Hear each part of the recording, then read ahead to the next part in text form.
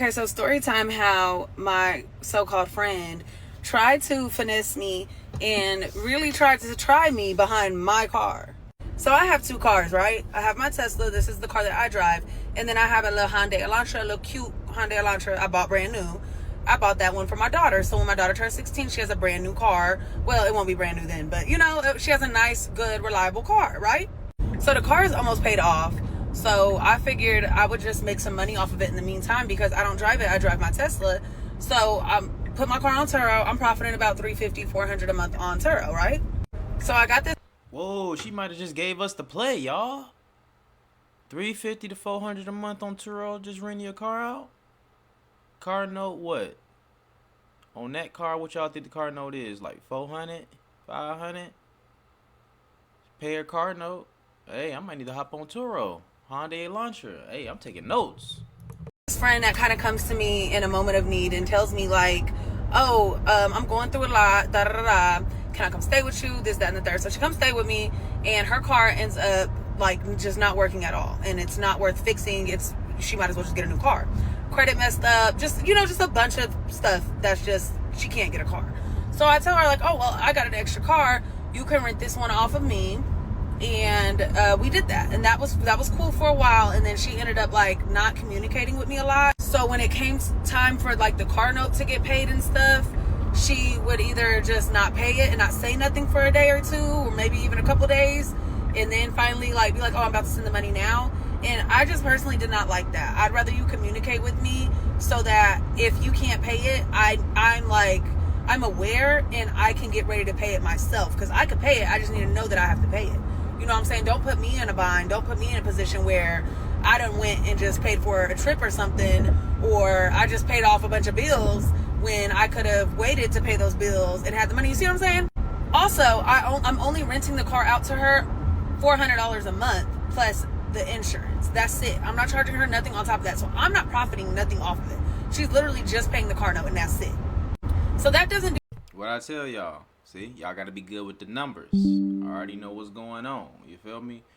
But, okay, I'm listening. Okay, she being nice to her friend. That's why I don't really mess with my friends like that, bro. I ain't gonna lie to you. I don't be trying to do nothing. You know what I'm saying? Nothing for me. Well, she, like I said, she did that so many times to the point where I was like, let me get my car back. So she really didn't put up a fuss or fight. She asked for another month in the car, and I gave that to her because I know she has kids. And, you know, I'm not trying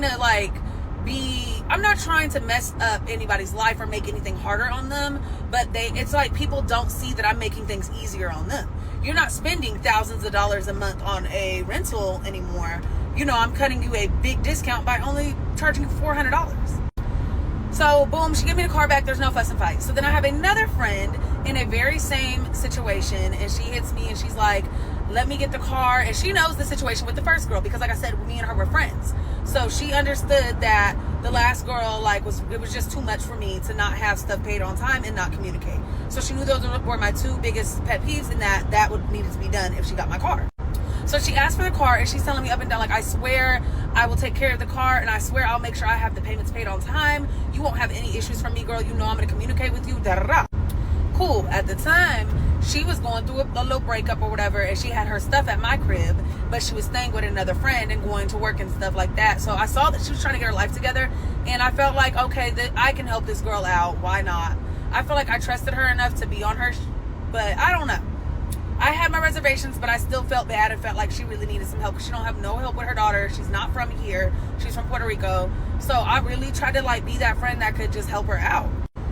Safe to say I won't be doing that again because, yeah. So before she gets the car, I tell her, I know your man stays in a different city than me, which is an hour and 20 minutes from where I am. She works in my city. So I'm like, you can't be driving back and forth like that if you decide to go back to him. She's like, no, I'm done with him. I'm not going back. Putting all the miles on my car, man. Chill out. I tell her that ain't none of my business, but I do know that things change. So say that things do change. That is okay. That is fine. That's your business. But like I said, you can't be driving the car back and forth. She said she understood. She don't plan on going back. Cool. Less than a week later, she was already back with him. Now I have her location because, like I said, me and her were friends, and she had her stuff at my crib and stuff. We was cool like that. So I peeped that she's driving back and forth from his city to my city. That's an hour and 20 minutes each way, at least 7 times in that first week she had the car. So when it was time to pay the car note, I said something to her. I told her that she's going against our agreement and that I understand that things change, but she can't be doing that. So she would either need to figure something out or bring me my car back. She told me that, well, first she started acting like she didn't know what I meant by she can't be driving back and forth. She was like, so I can only drive a certain amount of miles. And I was like, well, yeah, we discussed that. Like, what, we discussed that. Don't act like this is something new. So she tells me, oh, okay, well, just give me 2 weeks of driving back and forth so that way I can get a job in his city. So I said, okay, no problem. So one day she posts a story on her Instagram of my car on the side of the highway because the tire popped. And she was like, I guess I'm not going to work today. So she's driving from his city back to my city to go to work. But the tire popped. So I start blowing her phone up to make sure she's okay and to let her know. Yo, she driving that lady car so much that the damn tire done popped. I think, well, she said they was cool though, like her stuff was at her house and her house, but man, these folks, that's why I don't, like I told you, I don't deal with that friend stuff. Man, I got one friend, two, that I could exchange money with, and you know what I'm saying, if somebody need to borrow some money, if I need to borrow some money, they, you know what I'm saying, like, there is a spare tire in the trunk. She doesn't answer the phone. They gonna do right. I don't hear from her for at least 24 hours. She calls me the next night and tells me that she left the car because all the tire shops were closed. It was too late. And that she went back the next morning, got the car, took it to a tire shop, and paid $60 to get a new tire. I told her, wow, I wish you would have answered the phone because I was trying to let you know there's a spare underneath the floorboard in the trunk. She was like, oh my God, I didn't even think to look there. Some people just aren't meant to have cars. Plus, I had...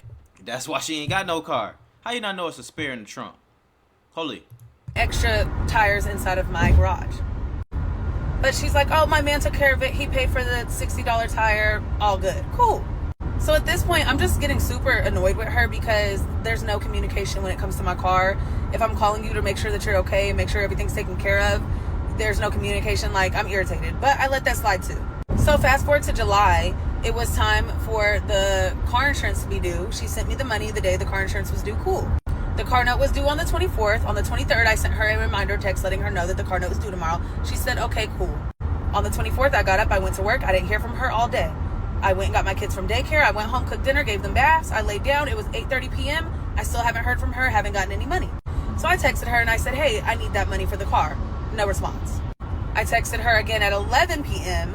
and now her phone is on Do Not Disturb. And I just say, hello.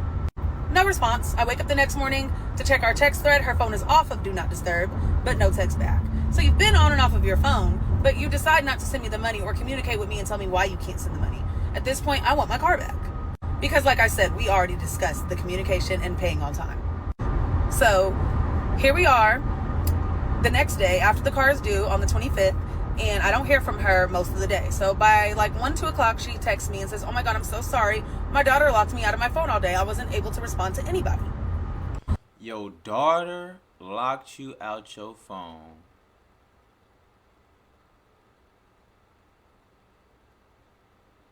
Okay. Okay, what? Which is weird because you cannot take your phone on and off of Do Not Disturb if you are locked out of your phone. I'm just saying. I'm not the person you have to lie to, and I'm not the person that you have to come up with excuses for. All you have to do is communicate with me. I'm very understanding, and I can make it happen. I can make sure stuff's paid. By that point, I already made sure the car note was paid. She wasn't sending me the money. So she texted me, told me that she was locked out of her phone. She couldn't respond. She was going to go ahead and send me some money. She said she sent me some of the money. She sent me $280, and she would send me the rest later that day. I just thumbs up the message, and I waited later that day to see if she would send the money. Do y'all think I got the money by the end of the day? No. So I texted her around 2 a.m. So now it's the 26th at 2 a.m. And I said, hey, can you bring me my car in the morning, please? I don't have to be rough. I don't have to be rugged. And I don't have to talk to anybody crazy. It is my property and I just want it back at this point. Plus, my baby daddy's son got into a car wreck and told him his car the day before. So I already told him that he could have the car back since the car note was not paid on time. I already knew I wanted my car back at that point. And somebody that is my family needs the car at this point. She texts me back at 4 in the morning and says, oh my God, I'm so sorry. I fell asleep. That's my fault. I'm so sorry for not communicating. I need this car. Please don't take it. Please don't do this. I'm sending you the rest of the money now. She sends me the money. I wake up at 6 when I see the message and I text her back and I tell her no. Okay, listen. This people be playing too much. I don't want to ever call the moment I give somebody some money and I gotta call you the day you get paid? You try to, you know how it is. You try to let the day go. You don't want to seem thirsty. You try to let the day go by and shit. Be like, damn, you think they got paid in that by noon? So you wait till like 4, 5 o'clock. Hey, you know what I'm saying? Anybody that you gotta goddamn remind to pay you your money, them are not good people, bro. To be dealing with money with. You know what I'm saying? Now the people who call you the day they get paid, oh, I'm just waiting for it to, you know what I'm saying, to hit. I got you. Did it? I like them type of people. I'm gonna need my car back because my baby daddy needs the car now. Yep, take the car. And since it wasn't paid, I went on ahead and told him yes. I would have given you 30 extra days in the car. However, because of our agreement, because of the way the last girl did me and you knew and you swore up and down you wouldn't do me the same, I can't let you have that car for 30 more days. Yep, I need it back. Let's go. She texts back and she's pretty much like, I'm not doing you like her. It just happened one time. If it happened one time, you're doing me like her. I hate to break it to you. So she pretty much tries to keep the car. She's like, well, I already sent you the money, so I'm keeping the car. And I'm like, no, babe, you're going to get the money back as soon as I get the car back. That's no issue. You can have your money back. I am prorating it, the 3 extra days you kept the car, and I'm prorating the insurance 9 days that you had the car. Okay, but the rest of your money you will have back. She being She fair. keeps coming up with excuses about the car. Then she talks about the tire. She tells me, well, hold on. She say, I sent you send the address so I can come. I have shit to do. You didn't tell me. And then she say, you didn't. Oh no, okay. She said that. Okay, so this is the girl writing back. She say, you didn't tell me to send $140, but you also didn't offer to give me one of your spare tires when I told you this one was messed up. If you have spare, why not mention it? And I spent $160 in there. I guess you mean in there. How are you going to say it ain't on the tire? Nothing, but here we are going back and forth about $600. You talking about Brenda. But I didn't pick up the car from your house, so why would I have to bring it there? Overdraft, but I sent you the money. I'm waiting on Euro to give me an address where he can pick me up at, since he's working right now. As soon as I get it, I'll send it your way so we can meet. Okay, she said, I said it's in the trunk. Why are we going back and forth? Why are you going back and forth with me? This is typical behavior of someone who's wrong but wants to play victim. I just want my car and you'll have your money and it's cool. I asked you to go to Dallas so you don't have to come out here, but you didn't. But you did come to Fort Worth to pick it up. Either way, it's good. You got a problem. I have a solution. You saying it's an inconvenient. And you weren't trying to help me then. $160. Baby, you told me it was $60, number one. And number two, I tried to help you. You didn't answer. By the time you finally communicated with me, you said your man already took care of it. So what are we really talking about here? And what is your point of bringing up the tire? When you have a car and you're paying a car note on a car, if anything happens to the car, you're responsible to take care of it. If you're Exactly, like it is what it is. I had got a car the second day my tire bust. Boom. Well, it didn't bust like that, but boom. Luckily, I was able to plug this shit. But what I'm gonna do? Go back to the people I just got the car from and be like, hey, my tire bust. Can I get my money back? It's the second day. Like, it's a part of having a car, you know? Tire pops, you need to go get a new tire. That's just how it goes. So she's bringing up the tire situation, and I let her know, like, first of all, that is on you. Second of all, I had extra tires. You didn't want to answer the phone. That is on you for not communicating. Third of all, you said it was only $60. Fourth of all, you're telling me that you were locked out of your phone. Then how did your phone get on and off of Do Not Disturb? Why are we going back and forth? And I asked her, I said, why are we going back and forth about my property? So then she tells me, well, I'm not driving the car back to your city because it's inconveniencing me. I already have to cater to you, stop what I'm doing and cater to you. First of all, what? Didn't you come and get the car from my city? So then bring the car back to my city. If you go get a car from Enterprise. Okay, she said, I don't think Euro can pick me up there. I'm trying to make things easier for you, even though it's inconvenience for me. Are you going to pay me like Uber money to get back home? I already have. Oh, she said, are you gonna pay me like? Oh, she meant the Uber money. Okay, I already have to stop. Where do you take the car? What I'm doing to cater to you, but you not making things easier on me. If not, then just send me the money back now, so I know I at least have the money to Uber back. Your prorating me for 2 days, but don't take in consideration the $140 I spent to replace the tire that had a slow leak a week after you gave me the car. Damn, look at her. Look at how she trying to play it. Like, the tire, when you gave me the car, it had a slow leak. Man, even if it did have a slow leak, like, it don't matter. She tripping, bruh. She didn't give her that. First of all, she didn't even give her the car with no snow leak. I don't believe that. You know what I'm saying?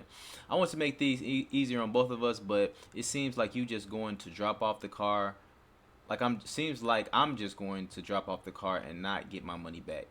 Damn, why she acting like that? She said she was gonna get her money back.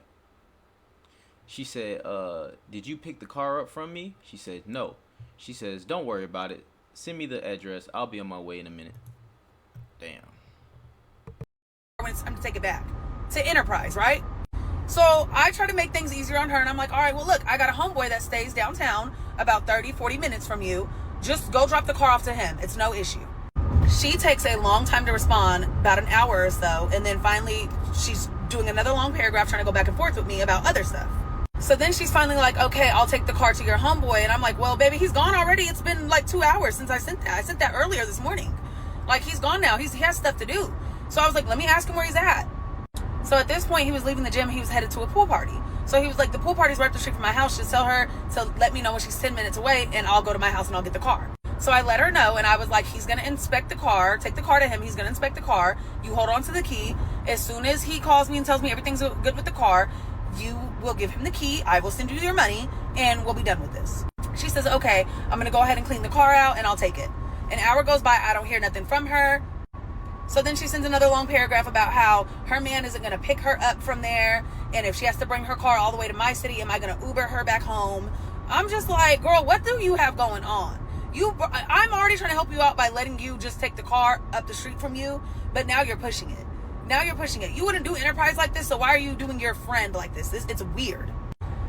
So she's doing all this rah, rah, rah, yada, yada, yada. So I just say, hey, you know what? Don't worry about it. Send me your address. I'll come out there to his city, to your man's city, and I'll come get the car. No response back. Nothing. Every problem that you have, I got a solution. So what's T now? What's T now? So then she hits me back and she's like, oh, my man is already in your city. So I'm just going to come out there and bring the car and you can meet me at 410. So I'm like, all right, bet. So you just did all that hootin' hollering, all that going back and forth with me. And you even said your man was at work. But now all of a sudden your man is in my city. So now I can meet you at 410? Like, you're a weirdo. You're weird for that. But I ain't even gonna put up a fight. I ain't even gonna fuss with you. Just give me my car. And like I said, y'all, I'm very cordial when it comes to stuff like this. It's just other people like her, these young toxic girls that don't have nothing, they're used to being toxic in situations. This was not a toxic situation. It wasn't something that needed to be toxic. I asked for my car back. All you need to say is, okay, I'll bring it to you. It's just that simple. All that extra stuff, like, that's just going to get you crossed out. I will never mess with you again. Once that man put his hands on you and put you out again, you ain't coming over here. I will never be able to help you again because you did not have to do all that. So, oh, let me put my flash on. Hold on, because it's getting dark. So I pull up on her and she tries to hand me the key off rip. And I said, no, hold on to the key. Because one of her excuses for not wanting to go get my car from my homeboy is, oh, I feel like I'm not going to get my money back. Like, girl, what? Why wouldn't I give you your money back? If I told you I'm giving you your money back, I'm giving you... Just because you do wrong by people, you're paranoid thinking people are going to do wrong by you. But that's not even how I move. That's not in my character. If I tell you that I'm going to do something, I'm going to do it. So if I say I'm going to give you your money back, you're getting your money back. So when she tried to hand me the key, I said, no, hold on to it. Hold on to it since you think you're not going to get your money back. Let me inspect the car. So I inspect the car. I didn't look too deep into the car. Like, I didn't look too deep on the outside. I just looked around to make sure there was no big dents or anything. I'm definitely taking my key off rip. I'm still gonna give you money, but I'm taking my key off rip. And it was cool. It was cool enough for me to drive off. So I got the key from her. I sent her her bread, and I went on about my business. I had my other friend drive the car home. Okay, so once we get to the house, right? We pull up to the house, and she pulls the car into the driveway, but I wanted the car on the road, on the curb. So I get in the car to move it, and when I got in the car to move it, the car just felt weird. It felt weird. So I asked her, how was it driving? She said it was pulling to the right a lot. I was like, So I started inspecting the car, right? So I started looking around the car, and I see the front right, I think it's called a fender. I think that's what it's called. The front right fender. I see that it has like a bunch of little scrapes on it. It's not real bad, but it definitely looks like there was like a pothole or something got hit real hard. So the tire that she claimed that got a new tire, she never got a new tire, y'all. She patched it up and was just putting air in it. She never went and got a new tire. Not 60, not... But, yo, somebody just told me they let their friend drive their car. If you're watching this video, you know who you is. Man, ain't nobody driving my car, bro. I don't give a fuck. Nobody driving my car, bro. Period. You know what I'm saying? Like it's my mama, my pops, some shit like that. Cool. But nobody else is driving my car. I am sorry. You know what I'm saying? Nobody. Straight up. Especially not with me there. Like, if I'm tired and I need you to drive real quick, go ahead. But shit, even then, I'm driving my own shit. Fuck that. 160, there was no new tire. And I see why the tire was messed up. It's because she hit something. Well, it looks like she hit something. I can't say for sure because I wasn't there, but it looks like she hit something like a pothole, and it knocked the car out of alignment. So the car needed an alignment too. That's why I was pulling to the right. So I took it in, and I just picked it up today from the shop. It's been in the shop for like 2 days. I just picked it up, and I had to spend $500 to get 3 new tires and to get an alignment on that car because that girl messed my car up. I don't know why people move like that. I don't know why people are so shady. I don't know why people just literally, when they have nothing and they get a little glimpse of help, they have to ruin it. I don't understand, but I do understand karma. I will not call the girl. I will not text her. I will not ask for my money for the car. I handled it myself like a grown woman. And I know the responsibilities of having multiple cars, and I'm prepared and I'm able to take care of it, you know? And that's a part of doing business. And like, sometimes you're going to take the L. The good deed don't go unpunished. Telling y'all, bro, fuck that shit. But what I will say is I will no longer be helping people like that. Not out of the kindness of my heart and stuff. Like, I can't deal with these type of people anymore. It is such a shame that people move like that. The only way I'll rent out my car is to family or through a website like Turo. Because I just absolutely cannot deal with women like that. Women that do something wrong but then want to play the victim is so crazy to me. It's so crazy to me. But that's okay. That girl never has to worry about me again. And my lesson has been learned. I'm going to go ahead and clear up this comment because... Okay, somebody said, you said something and then the text message was a different thing slightly. I can't help but think you're telling the story with additives to make it better. I have seen a few comments of people kind of questioning my side of the story, and I'm just going to say this right here. There's nothing I could say that can make this story sound better. It was just a bad situation. Secondly, I didn't want to sit there and explain every single text message and exactly what she meant by everything. There really isn't enough time on these videos, number one. But number two, just wasn't worth my energy. But I will go ahead and address the text messages and why this person might think that I'm putting extra additives or whatever. That's not the case. When that girl got the car, I hadn't seen that car in a year. She got that car from somebody else that had the car, right? So when she went to go pick up the car, she was so thirsty to get this car. I told her, let me get the car for a day so I could take it to the shop, get it oiled. Oh, okay. Dang, she hadn't seen the car in a year? I'm thinking it was, so maybe the car did have a slow leak, shit. Maybe the other girl did mess up the car. If she says she ain't seen the car in a year, we don't know what the condition of the car it was in. So, damn, I was just getting on the other girl like, damn, like, it was a slow leak and all that. It might have been a slow leak. When she got it, it might have been pulling to the right already. Okay.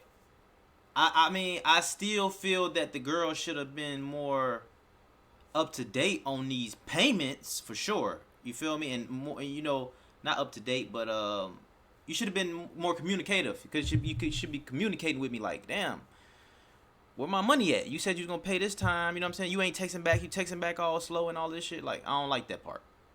But we now, okay, we got some more to the story. Change, just make sure everything's good on it. She said, no, if anything needs to be worked on it, I will take care of it. She was like, it's fine. I want it now. She was so thirsty to get in that car.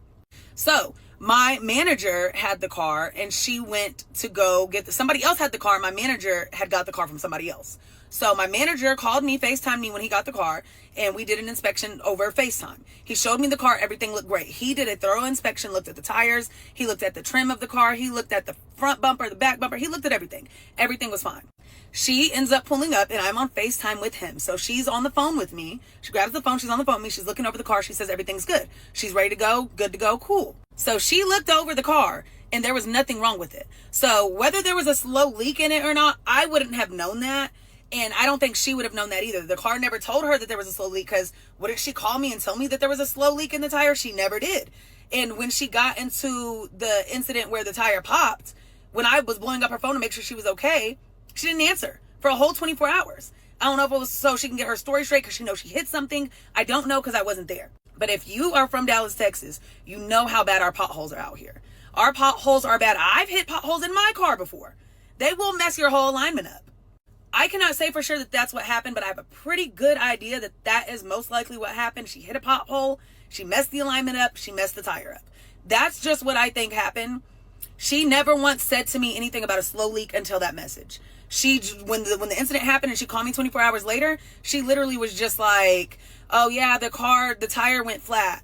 That's all she said. And she said that the man came and helped. They left the car there on the side of the road, and the next day her man came in and helped her take it to a tire shop, and they had to pay $140. I said $160 in the video. I meant to say $140, but they had to pay $140. No, she said they had to pay $60 for the tire then. But now she's saying she paid $140 for the tire. If I ask for a receipt, I guarantee you I won't get a receipt. But I don't want to do the back and forth. Like, I really don't care that much. It's not that big of a deal. I have money. I took care of it. It's the principle. It's just the principle of somebody promising you and swearing up and down that they're not going to do you the same way somebody else did you, and then they do it. It's just really annoying. That's all.